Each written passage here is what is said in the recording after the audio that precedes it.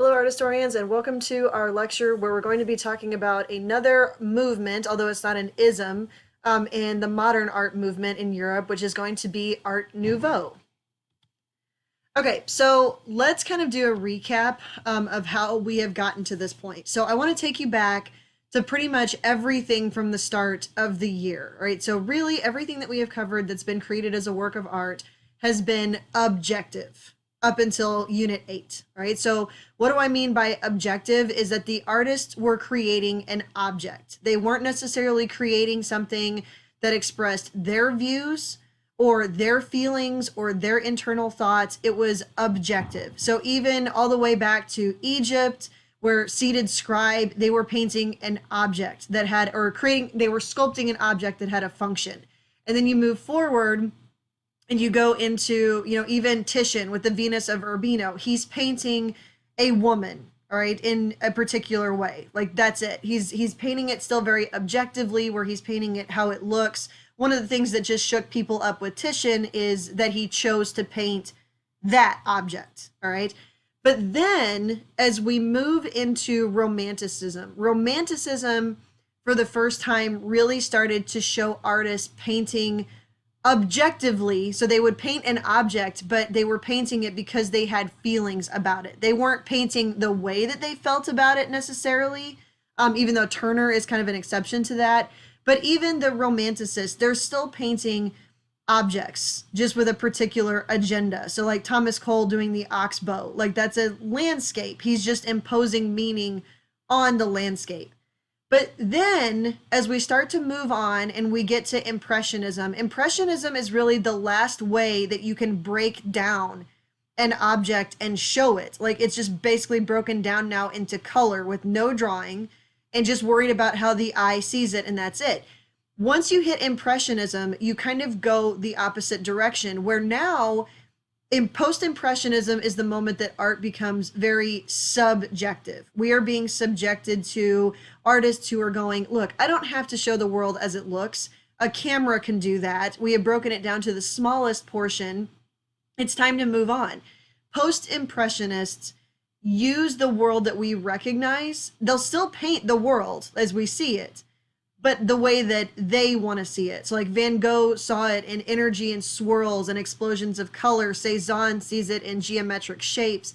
And then we get into symbolism, where these artists are subjecting us to what's going on inside their head and their thoughts, and then using the objective world so that we recognize that.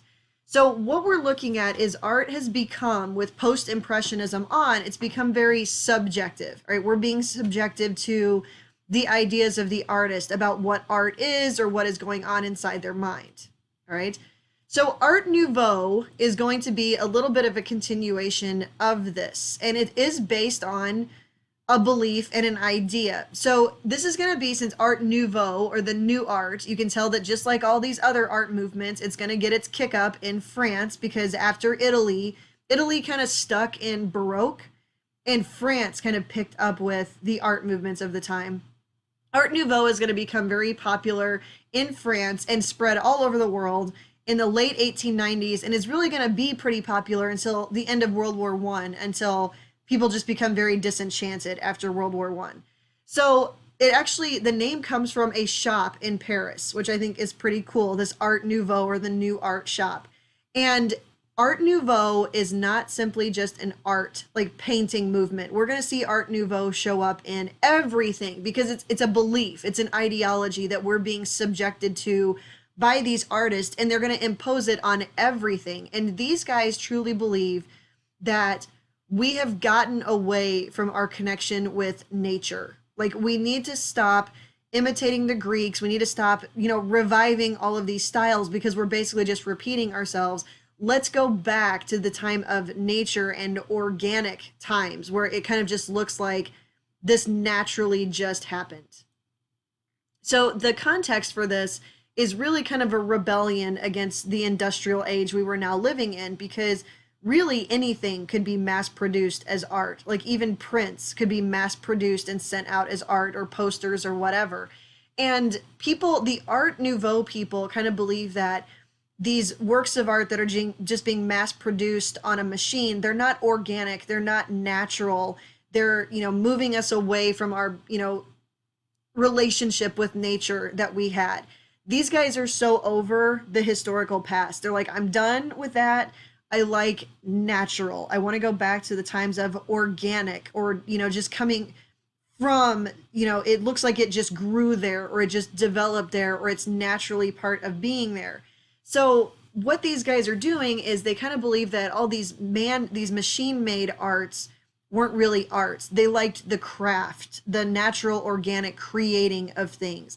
And they believe that you could impose this on anything. So Art Nouveau is, you look at things and it's very nature based. So you see like flowers and vines and seaweed and oceans and things like that. So for example, this is in Vienna, Austria, which they really liked the Art Nouveau. And you can see here this is into a public bathroom, but the grates on the side that are that green, if you used some of these particular materials, they would oxidize and actually turn like this green, organic, natural color, like as they were naturally created to look. And you can see like these natural shapes and just kind of like they just developed. They weren't man-made by a machine.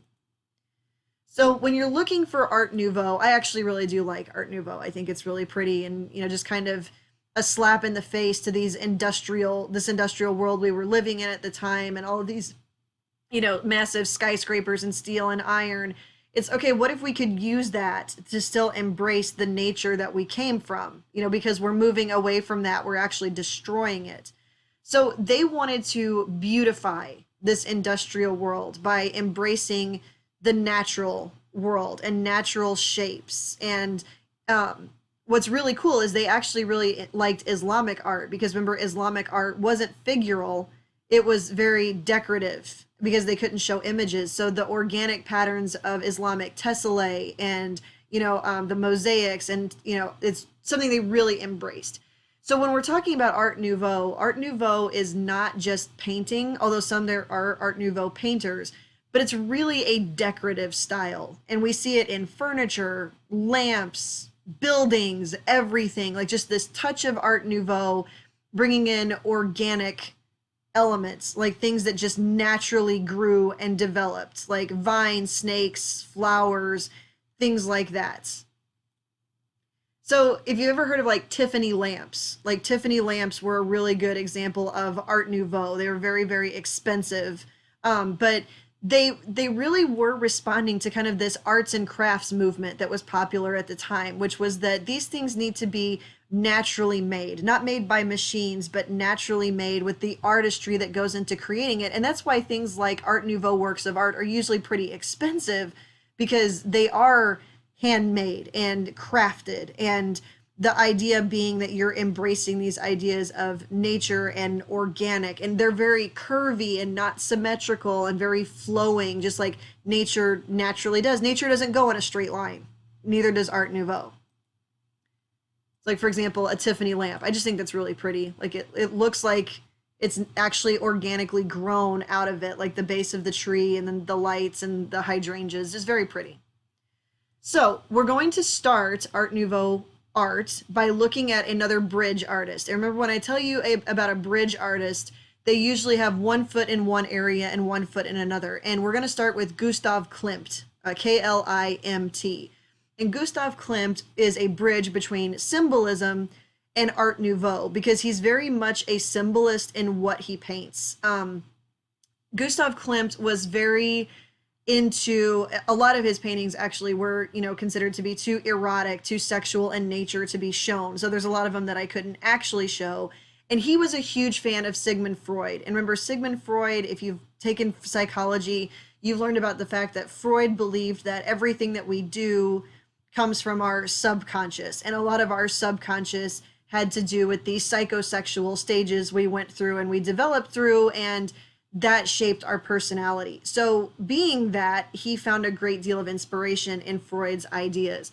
So one of what we're seeing with Gustav Klimt is, this is actually called the kiss, all right?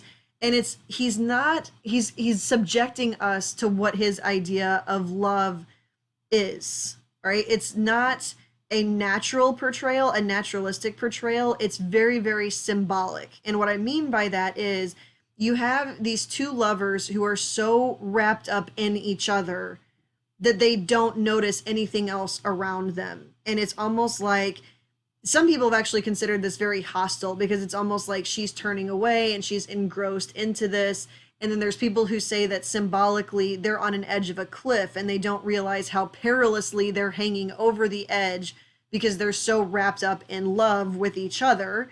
But either way, whenever Gustav Klimt would create these paintings from his gold series, as we call them, he would actually use gold leaf paint, like gold, pieces of little gold, pieces of silver, jewels that he would put in it. In fact, one of his paintings was one of the most expensive paintings ever created because it had gold and jewels and silver and diamonds on it. So, and you notice it's very organic in its patterns, very organic shapes. Everything kind of blends together. It looks kind of natural, but it is still very symbolic at the same time of what he's not painting a kiss, right? Just like Edvard Munch wasn't painting a scream. He's painting a subjected idea about what love is, just like Edvard Munch painted his anxiety and his stress. That's what he's showing here. And we have this, stay with me here, symbolic unity of male and female because the male has square symbols and the female has circle symbols on her to kind of show like the combination of the two. So Gustav Klimt is actually from Austria, and he led a movement called the Vienna Succession. And succession, if you think of it in that like what comes after, but like succeeding, like when the Civil War, when the South seceded away from the North, that's what these artists wanted. And being right next door to France, they would have very quickly picked up on this movement. But they wanted to create art in the way that they wanted to create it, because they'd kind of been following France's lead. So Gustav Klimt, who again, very into psychology, very into Freud, he had traveled actually to Venice and Ravenna, Italy, where he'd seen a great deal of Byzantine art and Islamic art. And he really liked the gold background of that and how it kind of, created this, beautiful Art Nouveau layout for him. And he liked the Islamic patterns and the mosaic patterns and things that he found. So he incorporates a lot of that in. You can see he's taking a lot of influence of almost mosaic in what he's creating. And you can see he's got circles and squares and shapes. But this painting right here was actually the most expensive painting sold in the world in 2006. And it was, millions of dollars. And not just because he did it, but because of what it was actually worth. Because of Art Nouveau and it being very decorative, he's putting all this gold and jewels and silver and things into it. So when Gustav Klimt did The Kiss, right, it is very, we talk about them not pulling from the past. Well, to them, they weren't actually pulling a historical style. They were just inspired by the natural style of Byzantine and Islamic mosaics and the gold background of it. And you can see that it's two-dimensional. It's very flattened. There's no perspective whatsoever. We can't tell if they're going into the distance. We can't tell if they're hanging off a cliff. And this one's actually just a remake of using cats, which I think is just really cute. I really want that painting for my house. But he's symbolic in what he's painting. He's painting the idea of love and what happens when we get so lost into it and how dangerous it can actually be. And because he was such a macho man, there's people who say, that it actually shows his view of love where a man basically encompasses the female, which is, not necessarily a good thing. But it is Art Nouveau also in the way that he made it with these beautiful gold, silver, jewels, these organic lines, just basically the way art was meant to be, just simple lines, simple shapes, very, plain in that design, but still very decorative. And this is the size of the kiss right here that you can see it. And he's signed it down here in the bottom. And you can see her feet are hanging off of something. So it may be this idea of instead of being in a field, it's this idea of how lost we become in love. And you just don't notice everything around you, including the dangers that you could be going into. So this work of art right here, I want to show you is called Red and White Plum Blossoms. And you can see here that this is also got some of that same look of Gustav Klimt. And it was an artist that very deeply influenced Gustav Klimt. And why do I include it? Well, one, it's on the 250, and two, it's because this work of art right here is from Japan. And I need you to still see that even with Art Nouveau, that idea of nature embracing that we see in Japan was still a big influence on the people of Art Nouveau. All right, so this is actually a work of art from Japan created by Ogata Koren. And Ogata Koren is a symbolist. He may not have known that, but the way that he was creating his art was very symbolist. And then the style, the way that he painted in a place that doesn't actually exist, it's imaginary. It's not something that he would have ever actually objectively seen to paint. It's an imagined place, was very like symbolic to him. So he's a Japanese artist who is known for screen paintings and fans. And he grew up in a family that was artists that made these beautiful screens, these and he actually helps create this new school of art and this new idea of design. But he liked to combine the unrealistic design with things from nature that could be recognized in order to make it symbolic. So kind of the way that Gauguin did and Gustav Klimt did. So to him, everything that he paints, just like in Who Are We, Where Are We Going, Where Do We Come From, everything that he paints is symbolic of something.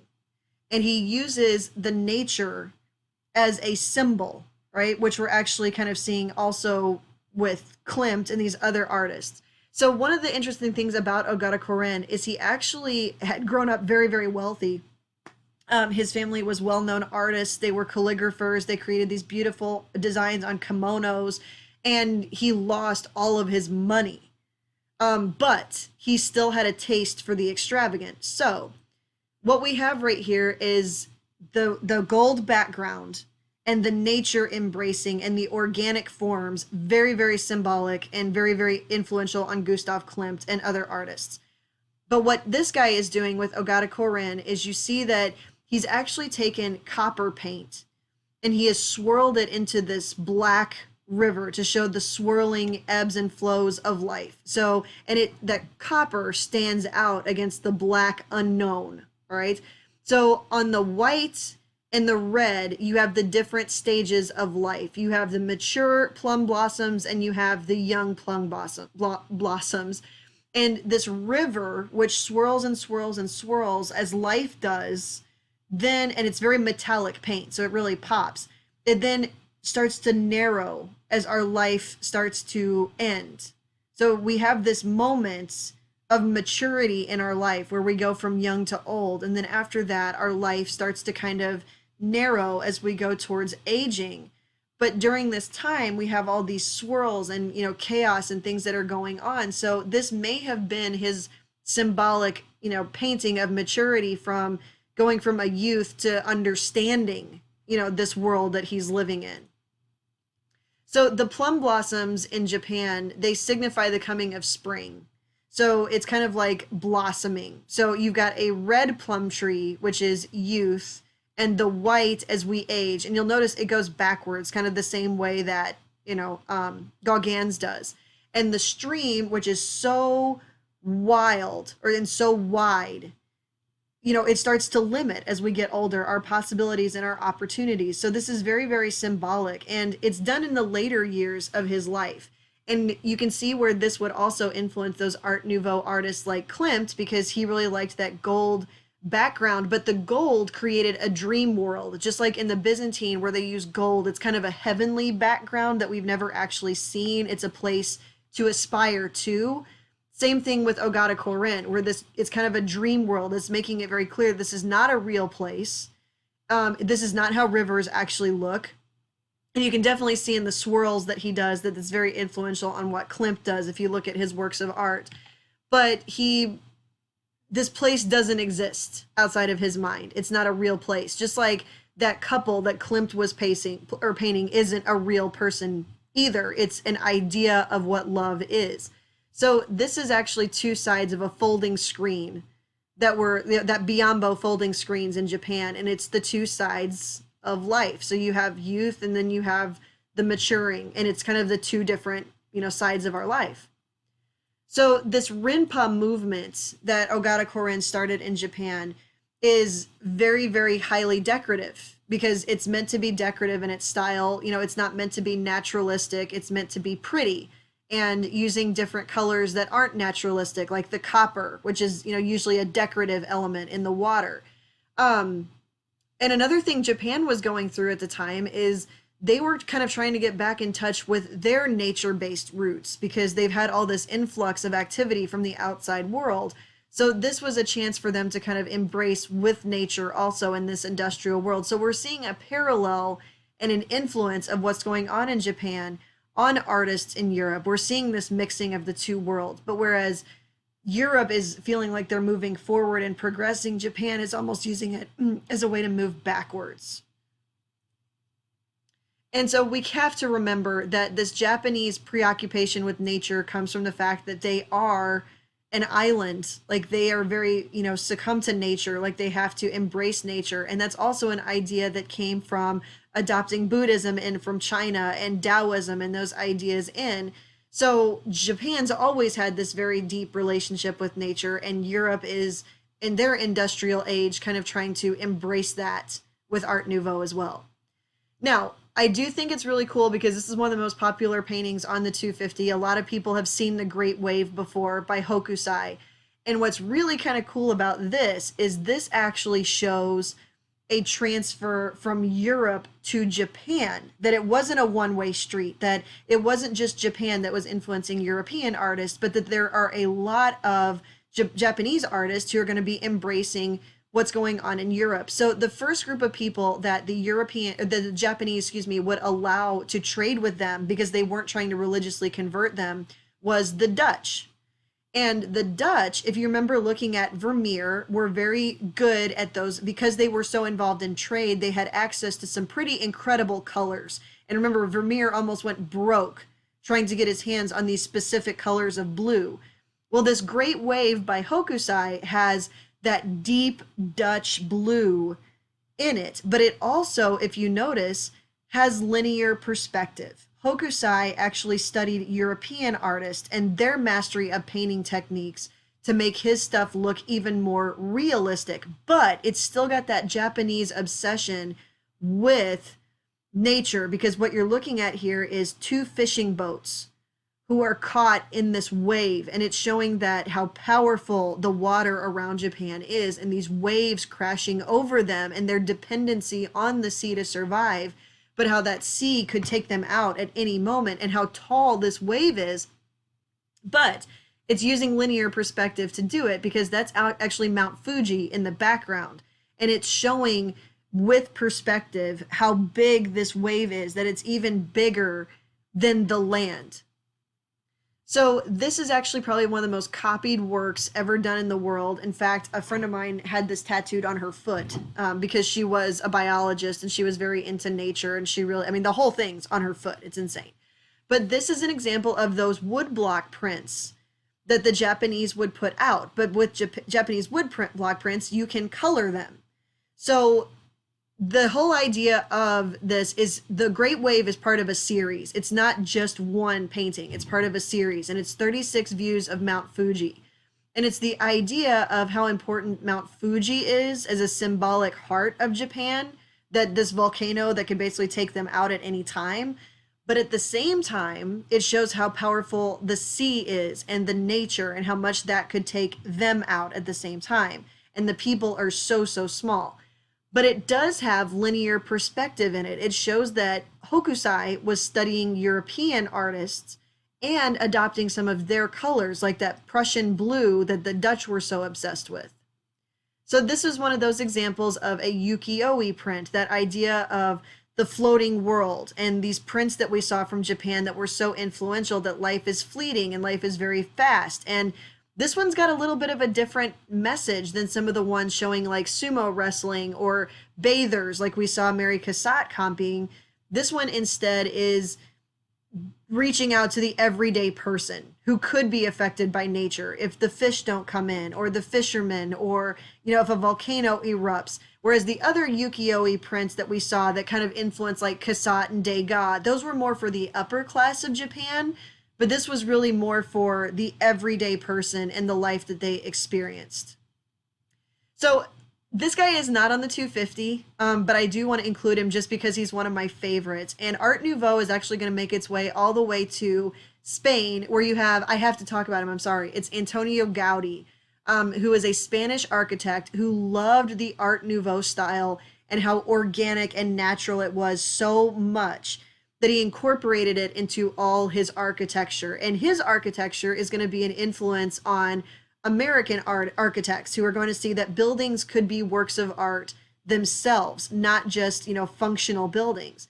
And he liked to believe that his buildings were living things that just kind of, grew out of the ground. So when you think organic, like it hasn't been messed with. It's just nature at its best, right? It hasn't been manipulated or used. It's just organic. Like it hasn't been chemically or, materially altered in any way. So this is Casa Mila in Barcelona, Spain, which looks like it organically grew out of the sand that is there. And actually, Barcelona had a great deal of beehives at the time, so it almost has like a honeycomb look to it. And you can see that even the grate on the balconies and on the doors, you can see here, look almost like seaweed, like they almost just kind of organically grew there and just developed into this building. This is another one. This is Casa Batlló, and you can see it almost looks like fish scales on the outside of it, fish or dragons. And then the inside, you can still continue to see that. And it almost looks like sand that's creating these little balconies on the outside. These are some of the other houses that Gowdy has done, very nature inspired. This is probably the most famous. This is Sagrada Familia, which is still not finished. They're still working on finishing this today. But he basically took the design of a Gothic cathedral and twisted it to turn it into these more organic shapes and forms. And this is actually standing in the nave looking upwards at the ceiling, and how it looks like you're basically just standing in something that looks like it grew out of nature, even with the colors involved. And you can see the outside looks like it's got leaves on it. It's almost like it grew there. Like it just grew and developed and became, instead of just being mass produced. This is another little village that Gowdy did in the inside of one of his houses. Even the banisters, just kind of wavy lines, very curvy. All right, so we are done with Art Nouveau, and we will finish with 19th century architecture next.